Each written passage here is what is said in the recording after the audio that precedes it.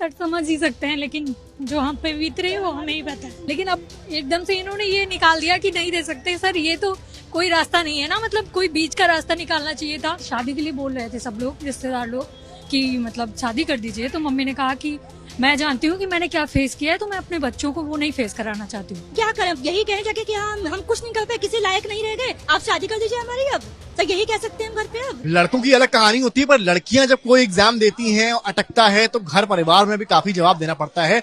वैसी ही कुछ कहानी दीप्ति और दामिनी की भी है। दीप्ति लखनऊ से है, दामिनी हरदोई से है। मुलाकात करवाता हूँ दोनों से, मैं आपकी सवाल भी लेता हूँ। दीप्ति, मुझे बताइए क्या परेशानी रही है आप लोग की शुरुआत से, क्योंकि लड़कों का क्या है कि भाई कुछ और काम साइड से कर लिया, आप लोग के लिए बड़ा स्ट्रगल रहता है। क्या है, क्या दिक्कत क्या होती है? सर हम लोग इतने साल तैयारी करते हैं, बीएड किया, तैयारी किया कि हाँ गवर्नमेंट हमारे पास मतलब हमें सब न्याय करेगी, वैकेंसी आएंगी। 5 साल इंतजार किया कि हाँ वैकेंसी आएगी, और बाद में कहते हैं कि हम लोग बीएड से बाहर हो गए। सर जब नौकरी की बारी आती है, नियुक्ति की बारी आती है, तो कहते हैं कि आप बीएड से बाहर हो गए हैं, पीआरटी से बाहर कर दिए गए हैं आप लोग। तो ये कहाँ का न्याय है सर? हम आप जब बीएड में बैठी थी, घर पे बताया था आपने? जी, बिल्कुल बताया। क्या आप बोले थे घर वाले? सर घर वाले तो यही कह रहे कि आपकी शादी कर दी जाएगी। लेकिन आपने क्या कहा? लेकिन सर यही कहा कि नहीं, हमें अपने पैरों पे खड़े होना है। सर हमें अभी कुछ करना है, उसके बाद शादी करेंगे। फिर उसके बाद क्या हुआ? एग्जाम जो लटक गया? सर एग्जाम तो हो गया, फिर मामला हो गया, केवीएस का मामला था सर, वो भी लटक गया। हम लोग कहाँ जाए अब? घर वाले क्या कहते हैं? शादी के लिए नहीं कह रहे हैं? घर वाले सर अब क्या करें, यही कहें जाके कि हम कुछ नहीं कर पाए, किसी लायक नहीं रह गए, आप शादी कर दीजिए हमारी। अब सर यही कह सकते हैं हम घर पे। अब कहीं के नहीं रह गए सर हम लोग। रिश्तेदार क्या कहते हैं? सर वो तो हंसते हैं सर कि हाँ इतने साल तैयारी किया, इतने साल तैयारी की, अब कहीं के नहीं रह गए, ये तो कुछ बस ऐसे ही रह गए, कुछ नहीं कर पा रहे हैं लोग। आपकी क्या कहानी है? सर मैं 4 सिस्टर्स हूँ।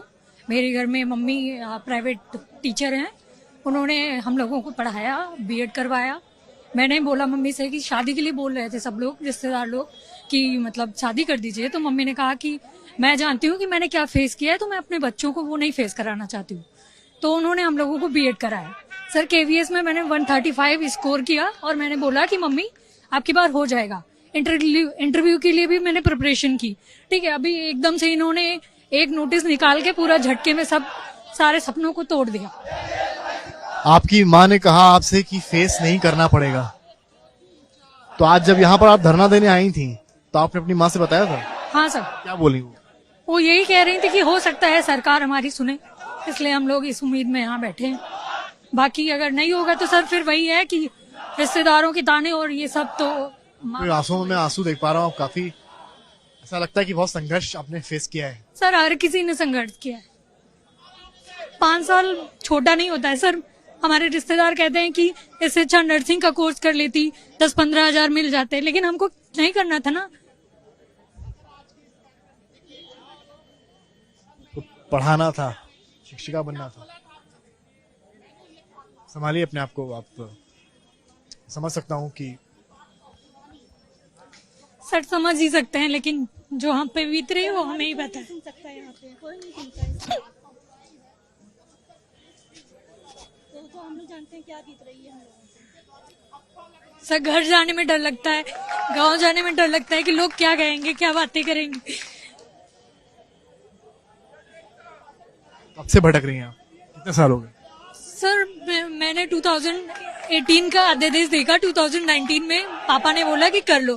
उसके बाद मेरे फादर की डेथ हो गई, तो फिर 2020 में मम्मी ने मुझे बीएड करवाया। 2022 में जैसे ही हुआ, हमने केवीएस का फॉर्म फिल किया, अच्छा स्कोर किया 135। लेकिन अब एकदम से इन्होंने ये निकाल दिया कि नहीं दे सकते। सर ये तो कोई रास्ता नहीं है ना, मतलब कोई बीच का रास्ता निकालना चाहिए था। पर ये भी तो कहा गया कि शायद सुप्रीम कोर्ट ने कहा कि भाई आप लोग के लिए ऊपर का भी एक दायरा है, 5वीं कक्षा के ऊपर। सर 6 to 8 में तो जूनियर में वैकेंसी निकलती नहीं है, उसमें भी प्राइमरी वालों को ही प्रमोट करके भर दिया जाता है। टीजीटी का कॉम्बिनेशन नहीं बनना। सर अगर आपको नहीं करना था तो ये चीज क्लियर करनी चाहिए थी ना पहले। आपका कहना है कि जब भर्ती निकाली थी तो ये नहीं कहना चाहिए था कि 6 महीने का कोर्स भी करवाएंगे? यस सर, अगर वो 69,000 वाले भर्ती में अगर आपने 6 महीने ब्रिज कोर्स का नाम ना लिया होता। कोर्स का नाम खाली राजस्थान स्टेट के लिए लिया गया था, पूरे देश के लिए? सर तब तो यही बात हुई थी कि राजस्थान के लिए, पूरे देश के लिए नहीं था। इसलिए हम लोगों ने किया था एनसीटीई के अध्यादेश पे कि हाँ चलो ठीक है हम लोग कर लेंगे। लेकिन आप यहाँ यूपी से हैं? यस सर, मैं यूपी से। आपके यहाँ तो लागू नहीं होता है? सर बात तो यही हो रही है ना कि मतलब बीएड वाले एलिजिबल नहीं है, तो इसका मतलब अब पूरे देश पे ही लागू हो रहा है, कुछ क्लियर भी नहीं कर रहे हैं।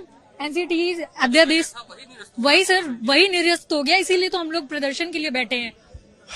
तो आपने सुना, दामिनी है, हरदोई से हैं, इनकी आंखों में आंसू भी हैं और ये शायद मात्र आंसू नहीं है, और ये इनके पूरे संघर्ष की कहानी है। इनके पिता नहीं है, इनकी माताजी प्राइवेट टीचर हैं और वो चाहती थी कि इनकी बेटी संघर्ष ना करें, लेकिन शायद उनको इस बात का इल्म नहीं था कि कुछ ऐसा होगा कि उनकी बेटी को हरदोई से चल निशादगंज यहाँ पर धरना देने आना पड़ेगा, जहाँ एक और बाहर पुलिस खड़ी होगी जो जिनके ऊपर जिम्मेदारी होगी धरना रुकवाने की, तो एक और ये बच्चे होंगे जिनके ऊपर जिम्मेदारी तो नहीं, पर हाँ एक उम्मीद होगी कि हाँ हम धरना देकर कम से कम नहीं तो अपनी बात ऊपर तक पहुंचा सके। देखना क्या है, देखना यह है कि क्या इनके मन मुताबिक चीजें हो पाएंगी, क्या अध्यादेश आ पाएगा और क्या जो वादा इनसे किया गया था 6 महीने के कोर्स का वो करवा कर इनको भर्ती दिलवाकर शिक्षक बनाया जा पाएगा या नहीं। कैमरामैन रोहित के साथ समर्थ श्रीवास्तव, लखनऊ, यूपी तक।